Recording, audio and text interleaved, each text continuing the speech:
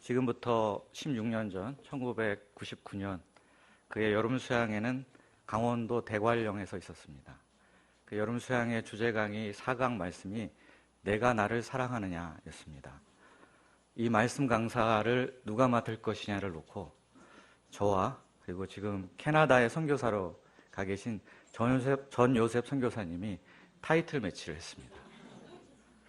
그리고 그때 심사위원이 양앤나 선교사님과 김모세 목자님이셨습니다. 그런데 그 타이틀 매치에서 제가 떨어졌습니다. 그의 여름 많이 수고하였으나 얻은 것이 없었습니다. 저에게 오늘 이렇게 실패를 만회할 수 있는 기회를 허락하신 주님께 감사를 드립니다. 오늘 말씀의 제목은 내가 나를 사랑하느냐입니다. 요절은 요한복음 21장 15절입니다. 함께 읽어보도록 하겠습니다. 시작. 그들이 조반 먹은 후에 예수께서 시몬 베드로와 이르시되 요한의 아들 시몬아 내가 이 사람들보다 나를 더 사랑하느냐 하시니 이르되 주님 그러하나이다. 내가 주님을 사랑하는 줄 주님께서 아시나이다. 이르시되 내 어린 양을 먹이라 하시고 함께 기도하겠습니다. 사랑이 많으신 하나님 아버지, 참된 사랑을 몰라 방황하는 우리들에게 영원한 사랑, 변치 않는 사랑, 포기치 않는 한결같은 사랑으로 찾아오신 주님께 감사와 찬양을 드립니다. 아버지 하나님, 이 시간 이 사랑의 이야기를 듣기 원합니다. 가라앉은 심령에 하늘의 생수를 부어 주시옵소서. 예수님의 이름으로 기도합니다. 요즘 우리 사회는 경남기업 성완종 회장이 자살하면서 남긴 그의 리스트 때문에 홍역을 앓고 있습니다. 성 회장은 그동안 정치권 실세들에게 돈을 주어가면서 긴밀한 인간관계를 유지해왔다고 합니다. 그런데 비리 수사의 대상이 되고 나서 그 사람들에게 도움을 청했지만 돌아온 것은 차가운 거절뿐이었다고 합니다. 그는 배실감에 치를 떨다가 결국엔 자살이라는 극단적인 방법을 통해서 그들에게 복수를 하고 있습니다. 이 이야기뿐이겠습니까? 이런 배신과 복수의 이야기는 우리에게 낯선 이야기가 아닙니다. 그러나 오늘 우리는 예수님과 제자들 사이에 있었던 배신, 그러나 용서와 회복과 사랑의 이야기를 듣고자 합니다. 바로 요한복음의 에필로그에 해당하는 21장의 이야기입니다. 오늘 말씀을 통해 우리 속에 예수님의 이 한량없고 변함없으신 사랑으로 충만케 되기를 기도합니다. 우리 가운데 온전한 회복의 역사가 일어나기를 기도합니다. 오늘 본문은 그 후에 예수께서라는 말로 시작하고 있습니다. 여기서 그 후란 예수님께서 제자들에게 2번 부활하신 후 나타났던 사건을 의미합니다. 이 2번의 만남을 통해서 예수님께서는 제자들에게 자신이 죽음을 이기시고 부활하셨음을 확실히 믿도록 도와주셨습니다.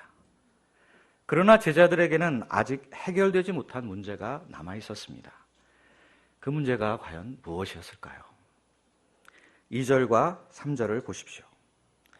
시몬 베드로를 포함한 7명의 제자들이 예루살렘을 떠나 디베랴 바다 근처에 모여 있었습니다. 디베랴 바다는 베드로에게 아주 특별한 의미가 있는 장소였습니다. 3년 전 베드로는 바로 이 디베랴 바다에서 예수님을 처음 만났습니다. 그때 예수님께서는 베드로에게 이제 후로는 내가 사람을 취하리라 하시며 그를 제자로 부르셨습니다. 베드로는 또 예수님을 의지하여 이 바다 위를 자기의 2발로 걸어간 적도 있었습니다. 또 사나운 광풍을 말씀 한마디로 잠잠케 하시는 예수님을 목격한 것도 바로 이 디베랴 바다에서였습니다. 돌 하나, 풀 한 포기까지 그 어디 하나 예수님과의 추억이 서리지 않은 곳이 없었습니다. 그러나 그때와 지금 결정적인 차이점이 하나 있었습니다. 바로 이 자리에 예수님이 계시지 않는다는 사실이었습니다. 부활하신 예수님은 예전처럼 제자들과 늘 함께 다니시지는 않으셨습니다. 잠깐 모습을 보이신 후에 호련히 사라지셨습니다. 제자들 역시 부활하셔서 영광스럽게 되신 주님 앞에 감히 나가기가 조금은 부담스러웠습니다. 뭔지 모를 서먹서먹함, 거리감이 느껴졌습니다. 그러나 우리에게는 행동대장 베드로가 있습니다. 평소 베드로의 성격대로라면 거침없이 주님께 나아가서 자꾸 어디 가지 마시고요. 우리하고 회식 한번 합시다, 주님. 양수리 가서 매운탕 한번 먹자고요. 이렇게 얼마든지 할 수 있는 사람이었습니다. 그러나 제자들 중에 가장 말이 없어진 사람이 바로 베드로였습니다. 부활하신 예수님께서 그에게 나타나셨을 때 사실 베드로는 다시 살아나신 주님을 가서 부둥켜 끌어안고 싶었습니다. 그러나 베드로는 그럴 수 없었습니다. 고개를 숙이고 예수님과 눈이 마주치는 것을 피했습니다. 왜 그랬을까요? 바로 예수님께서 잡히시던 날 밤에 있었던 그 일을 도저히 잊을 수 없었기 때문입니다. 계집종 앞에서 무려 3번씩이나 나는 예수님을 모릅니다. 난 그 사람 몰라요. 절대 몰라요. 이렇게 부인했던 일을 어떻게 잊을 수 있겠습니까? 심지어 베드로는 맹세까지 하면서 주님을 부인했습니다.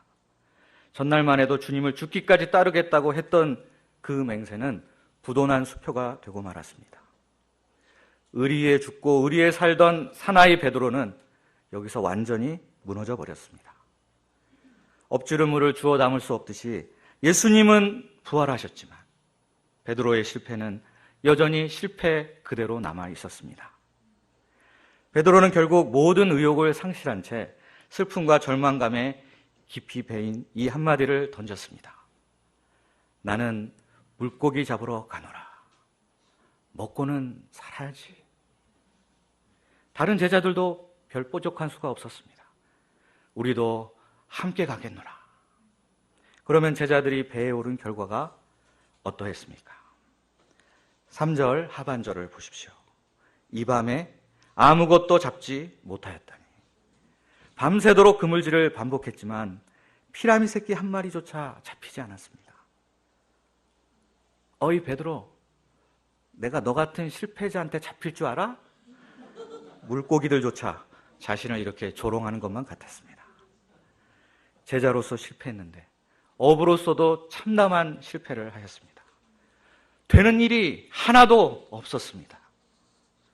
멍하니 어두운 밤바다를 바라보던 베드로는 예수님께서 하셨던 한 말씀이 기억났습니다. 나는 포도나무요 너희는 가지니 그가 내 안에 내가 그 안에 거하면 사람이 열매를 많이 맺나니 나를 떠나서는 너희가 아무것도 할 수 없습니다. 정말 그랬습니다. 이제 예수님과 함께가 아니라면 아무것도 할 수가 없을 것 같았습니다. 지난 3년간 베드로는 포도나무이신 예수님께 접붙여진 가지로 살았습니다. 그때 예수님께로부터 오는 그 풍성한 은혜와 진리의 말씀을 늘 공급받을 수 있었습니다. 베드로 삶에 있어서 가장 충만하고 가장 행복했던 시간들이었습니다.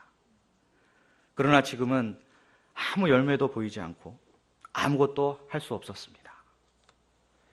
문득 이때 베드로는 예수님이 너무 보고 싶었습니다. 나지막한 목소리로 예수님 어디 계세요? 불러보았습니다. 그러나 아무 응답이 없었습니다.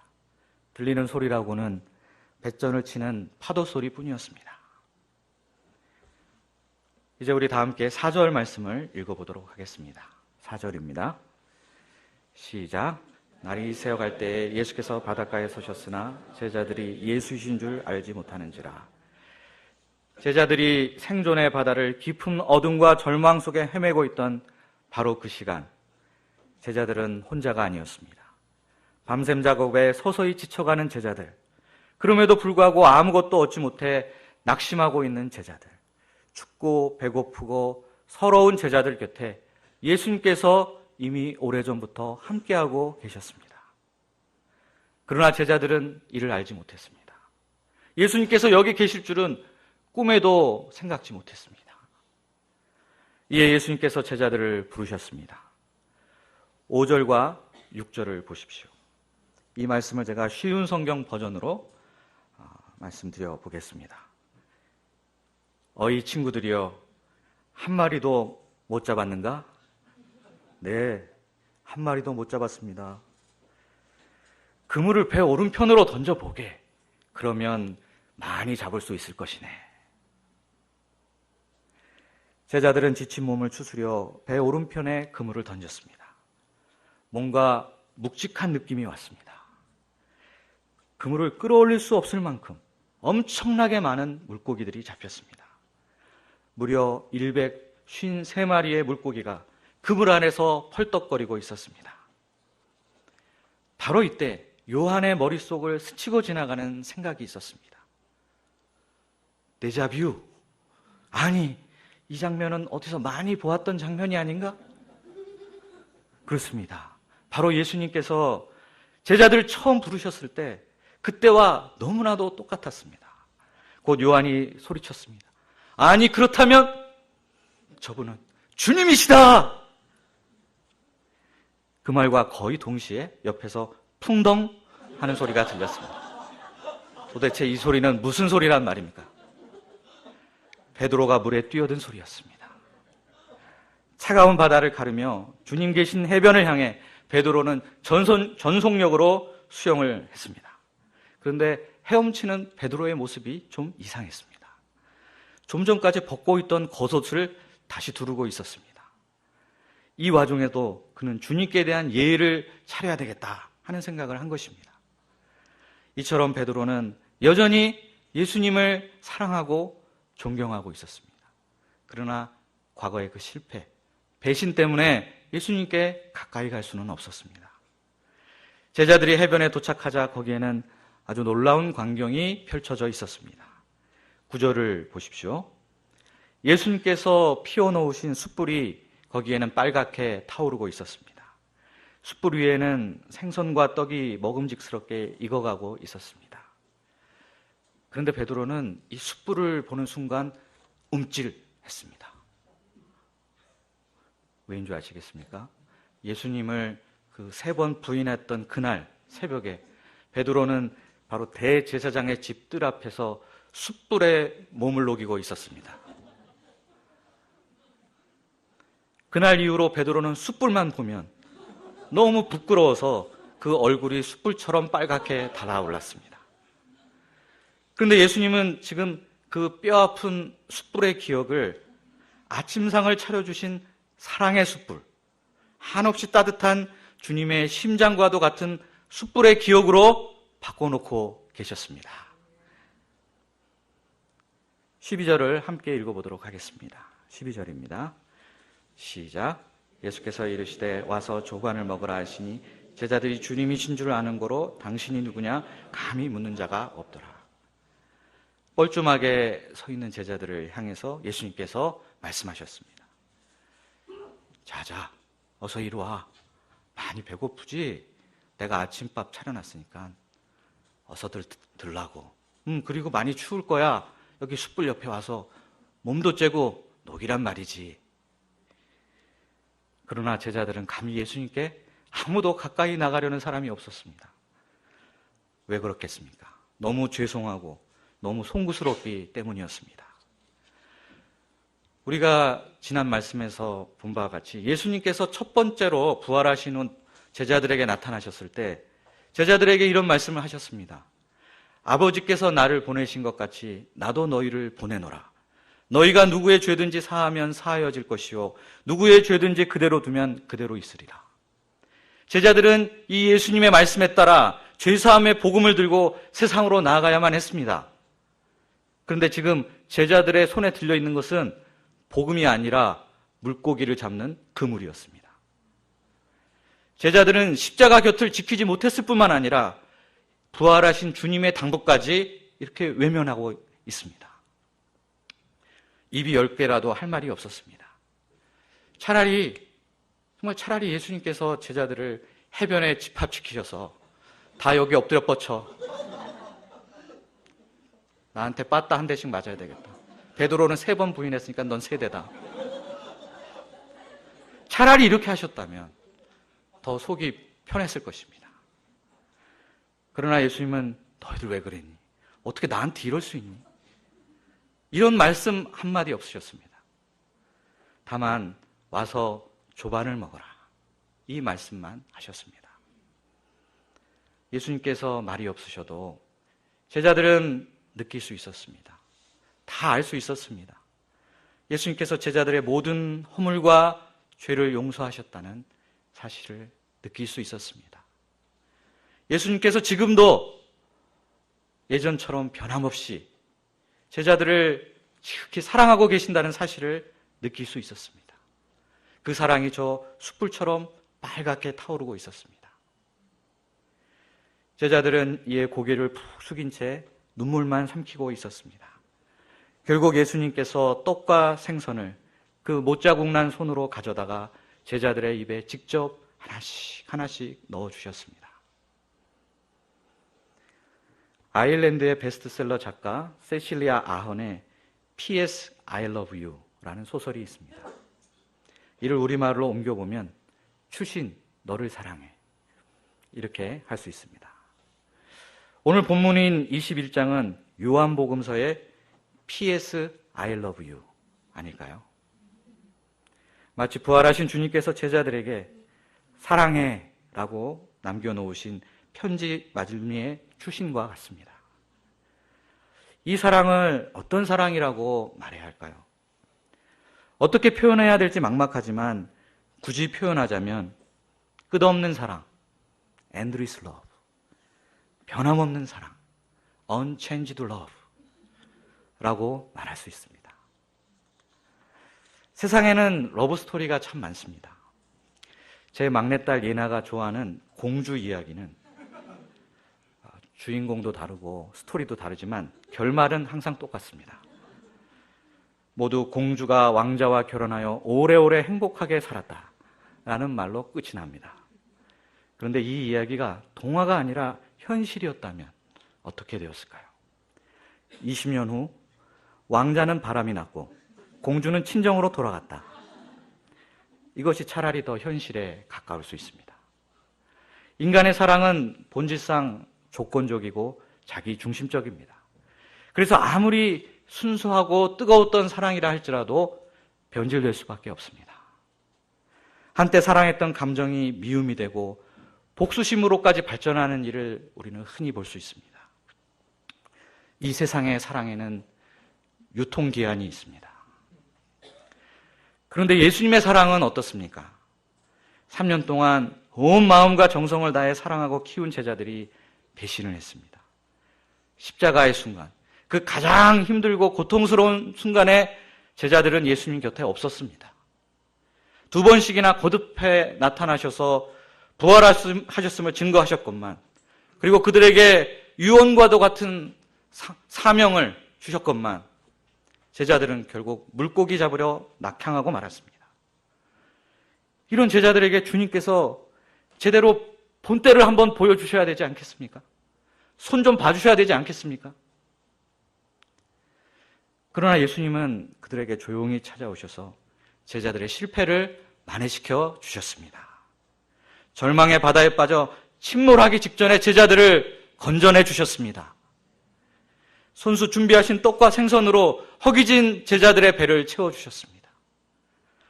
이처럼 예수님은 우리의 실패와 허물에도 불구하고 변함없이 우리를 사랑하시는 분이십니다. 예수님의 사랑에는 유통기한이 없습니다. 예수님의 사랑은 영원토록 변하지 않습니다. 예수님은 그 사랑 때문에 결코 우리를 포기하지 않으십니다. 우리가 실패해도 예수님 사랑 안에서 우리 인생은 결코 실패하지 않을 줄을 믿습니다. 어저께나 오늘이나 영원 무궁히 한결같이 우리를 사랑하시는 주 예수님께 감사와 찬양을 드립니다. 15절을 보십시오. 우리 15절 말씀, 요절 말씀을 다시 한번 읽어보겠습니다. 시작. 그들이 조반 먹은 후에 예수께서 시몬 베드로에게 이르시되 요한의 아들 시몬아, 내가 이 사람들보다 나를 더 사랑하느냐 하시니, 내 주님 그러하나이다. 내가 주님을 사랑하는 줄 주님께서 아시나이다. 이르시되 내 어린 양을 먹이라 하시고, 제자들이 아침 식사를 마친 후 예수님께서 여러 제자들 중에 시몬 베드로를 콕 집어 부르셨습니다. 베드로는 드디어 올 것이 왔다고 생각했습니다.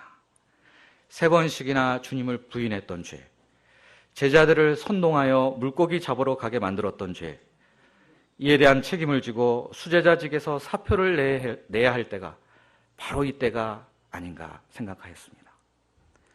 그런데 예수님의 입에서 나온 말씀은 그것이 아니었습니다. 내가 이 사람들보다 나를 더 사랑하느냐? 그 음성은 부드럽고 따뜻했습니다. 그러나 베드로는 적지 않게 당황스러웠습니다. 예수님께서 체포되시던 날 밤에 베드로는 이렇게 말한 적이 있습니다. 너희가 다 나를 버릴지라도 나는 결코 버리지 아니할 것이다. 그러나 베드로는 그날 밤 닭 울기 전에 주님을 3번 부인했습니다.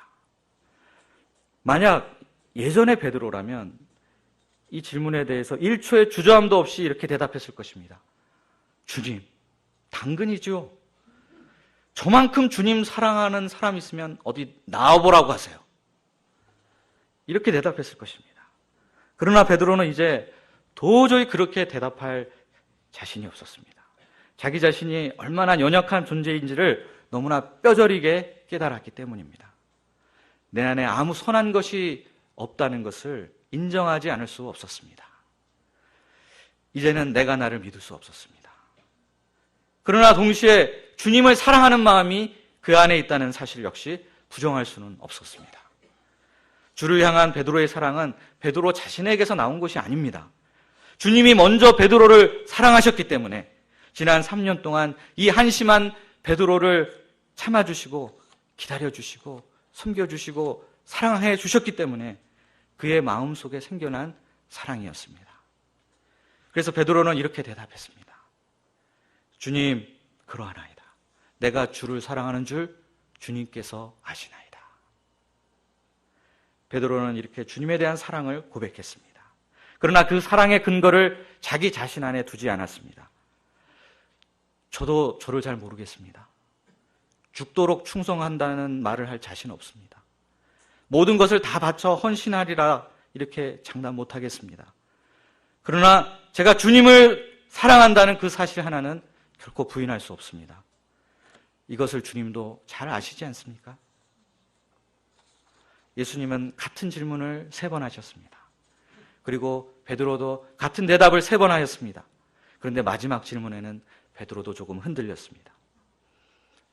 정말 내가 주님 사랑할까? 혹시 나만의 착각은 아닐까?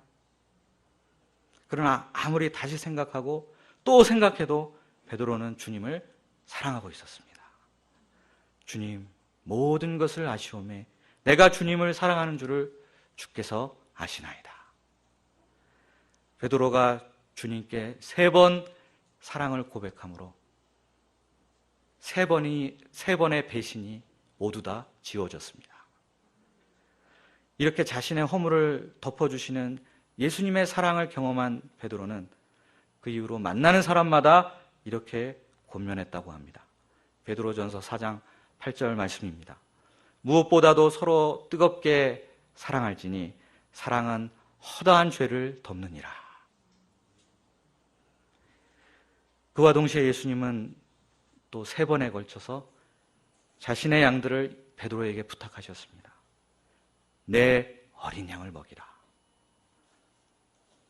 예수님께 양은 어떤 존재입니까? 예수님은 요한복음 10장 11절에서 이렇게 말씀하셨습니다. 나는 선한 목자라. 선한 목자는 양들을 위하여 목숨을 버리거니와. 예수님에게 양은 자기 목숨을 버려 핏값으로 사신 존재들입니다.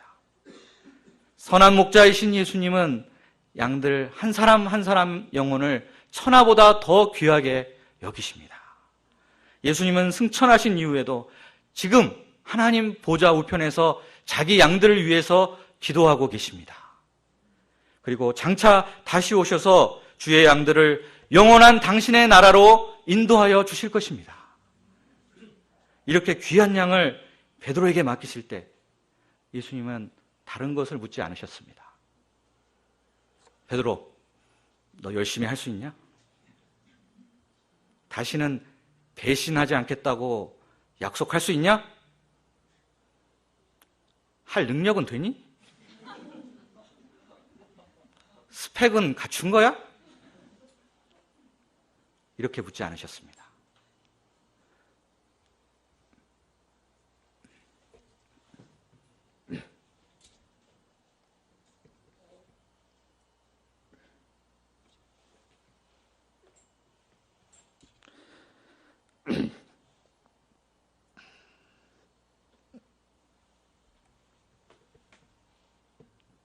다만 내가 나를 사랑하느냐? 사랑만을 확인하셨습니다. 그리고 그 사랑의 기초에서 목자의 사명을 부여해 주셨습니다.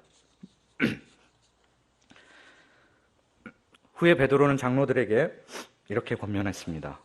너희 중에 있는 하나님의 양무리를 치되 억지로 하지 말고 하나님의 뜻을 따라 자원함으로 하라. 베드로가 어떻게 억지로 하지 않고 자원함으로 하나님의 양무리를 일생 칠 수 있었겠습니까? 예수님을 사랑했기 때문입니다. 사랑하는 예수님께서 양무리들을 베드로에게 맡기셨기 때문입니다. 제자로서 실패하고 업으로서도 실패하고 완전히 주저앉을 수밖에 없었던 베드로, 예수님께서 그를 다시 살리셨습니다. 죽었던 열정이 살아났고 죽었던 꿈이 살아났습니다. 더 이상 뛰지 않던 베드로의 심장을 부활의 주님께서 다시 뛰게 하셨습니다. 이로써 이제후로는 사람 낚는 어부가 되리라 하셨던 그 처음 부르심이 회복되었습니다. 베드로라 이름을 바꾸시고 장차 교회의 반석이요 기둥이 되리라 하셨던 그 비전이 회복되었습니다. 그리고 베드로는 그 이후로 다시는 주님을 배신하지 않았습니다.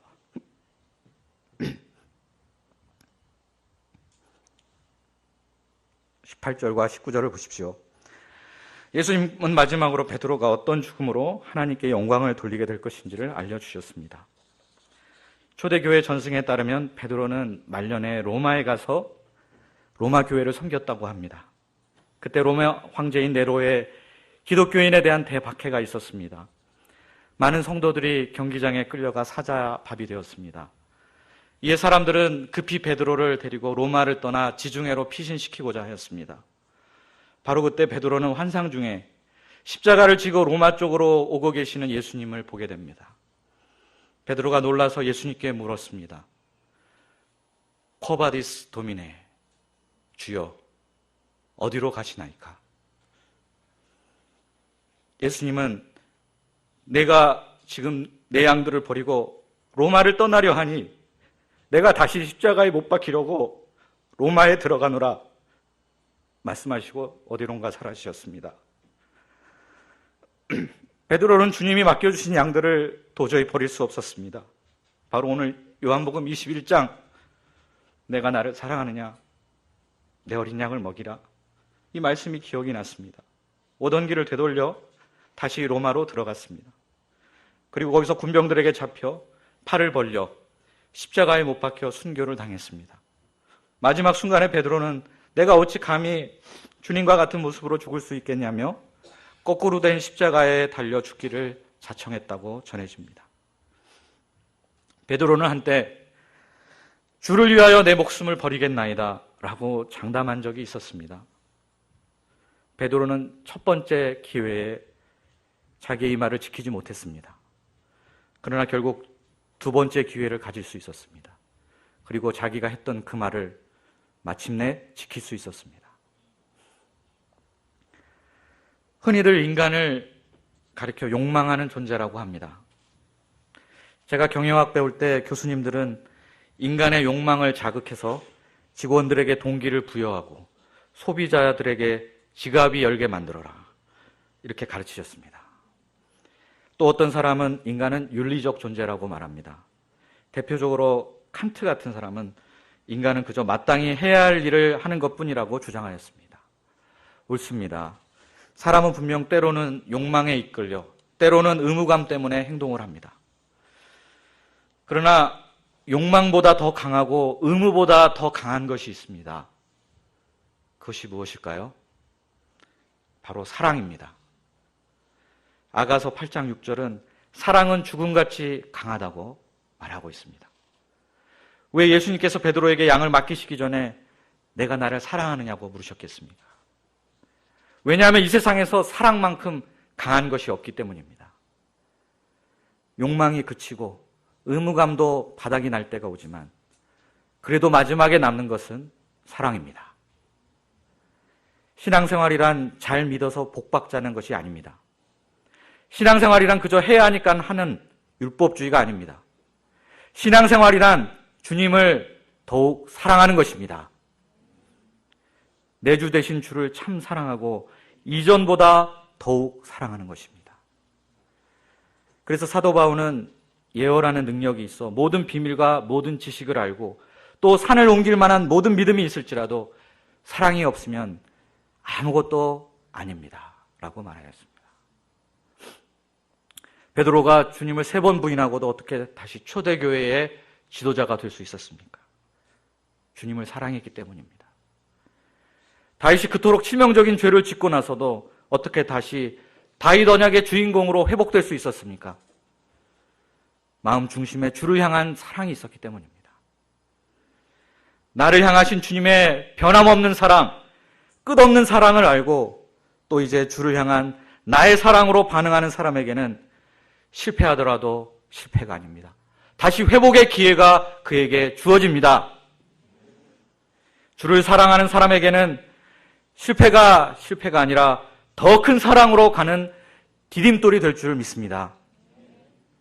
하나님을 사랑하는 자, 곧 그의 뜻대로 부르심을 입은 자들에게는 모든 것이 합력하여 선을 이루느니라.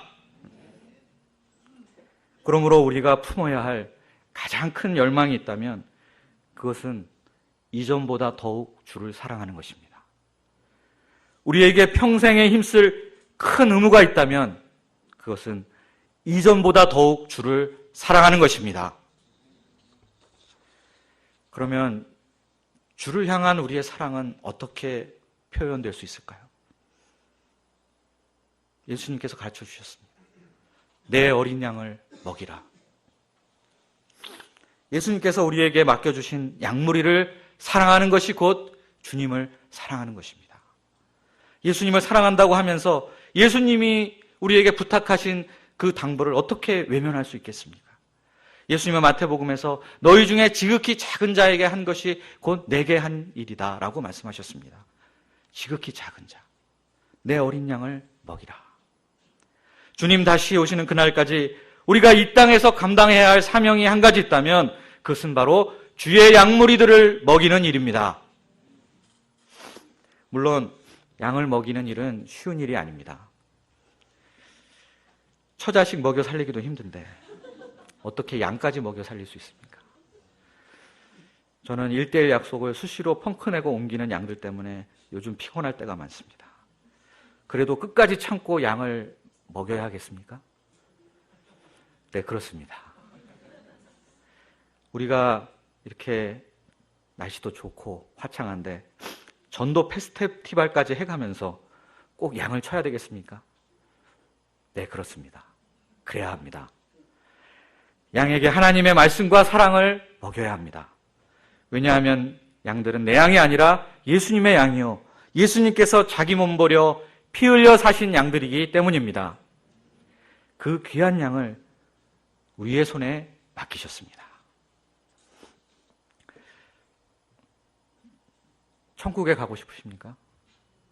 저는 천국 가기가 두려울 때가 자주 있습니다. 왜냐하면 천국에 가면 믿음의 선배들이 먼저 와 있을 것이기 때문입니다. 저는 천국 가면 그 믿음의 선배들에게 크게 혼이 날 것 같아 두렵습니다. 우리가 이렇게 좋은 믿음의 유산을 너에게 물려주었건만 네가 다 말아먹었구나 하는 호통을 들을 것만 같습니다. 정말 자다가 악몽을 꾸고 일어날 때도 있었습니다. 루터와 칼빈과 같은 종교개혁자들, 셰핑 선교사와 같은 한국에 온 선교사님들, 또 우리 UBF 신앙의 선배들에 비하면 저는 너무 부끄러워서 어디 쥐구멍이라도 있으면 숨고 싶은 심정입니다. 항상 제 머릿속을 떠나지 않는 질문은 왜 이런 나를 주님은 목자로 부르셨을까입니다. 솔직히 아직 답을 모르겠습니다. 그러나 제가 확실히 아는 것 딱 두 가지 있습니다. 하나는 하나님께서 독생자를 주시기까지 저를 사랑하셨다는 사실이고, 다른 하나는 도저히 그 사랑에는 비교조차 할 수 없지만, 너무나 보잘것없지만 저도 주님을 사랑한다는 사실입니다. 제가 아무 자격은 없지만 주님을 사랑하는 마음으로 주님 부탁을 따라 일생 주님의 양들을 섬길 수 있기를 기도합니다. 운명을 믿으십니까? 저는 모든 운명을 믿지는 않지만 단 한 가지 운명을 믿습니다. 예수님께 사랑받고 예수님을 사랑할 운명을 믿습니다. 예수님을 사랑하기에 목자로 살 수밖에 없는 운명을 믿습니다. 오직 주의 사랑에 매여 우리를 일생 목자로 살게 하신 하나님께 감사와 찬양을 드립니다. 우리가 봄학기 주님께 주님을 향한 우리의 사랑을 고백하며 주의 양무리들을 1대1로 먹이는 목자들이 될 수 있기를 간절히 기도합니다. 기도하겠습니다.